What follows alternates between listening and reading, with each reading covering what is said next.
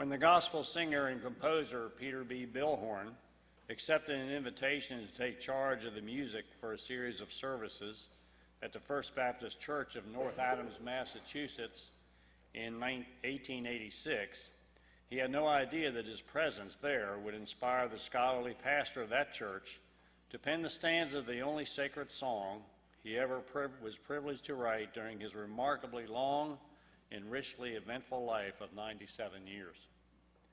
Nor did the distinguished clergyman dream that the song leader would be instrumental in drawing out of his heart and mind the 5 simple stanzas of gospel song that would eventually sing its way around the Christian world.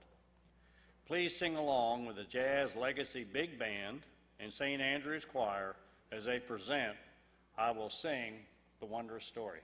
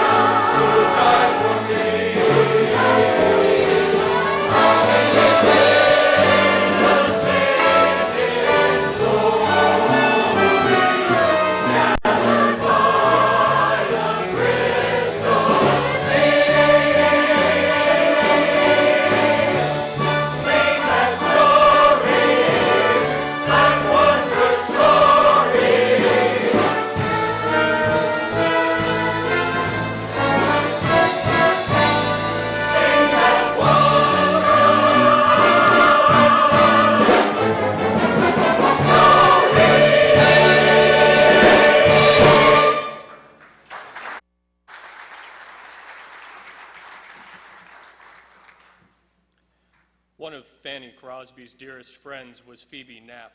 While Fanny lived in the Manhattan slums and worked in rescue missions, Phoebe lived in the Knapp Mansion, a palatial residence in Brooklyn where she entertained lavishly. She was an extravagant dresser with a wardrobe full of elaborate gowns and diamond tiaras. Her music room contained one of the finest collections of instruments in the country, and Fanny was a frequent house guest. One day in 1873, while Fanny was staying at the Knapp Mansion, Phoebe said she had a tune she wanted to play. Going into the music room, she sat at the piano and played a new composition of her own while the blind hymnist listened. Fanny immediately clapped her hands and exclaimed, "Why, that says Blessed Assurance." She quickly composed the words, and a great hymn was born.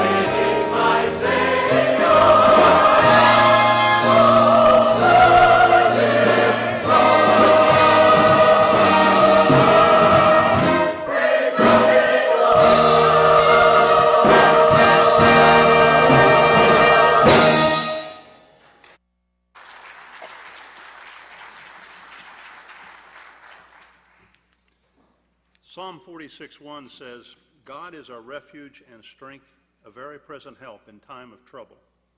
Luther's most famous hymn is, "A Mighty Fortress is Our God." Based on Psalm 46, it reflects Luther's awareness of our intense struggle with Satan. In difficulty and danger, Luther would often resort to this psalm.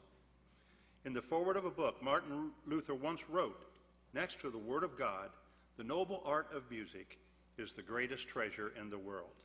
It controls our thoughts, minds, hearts, and spirits."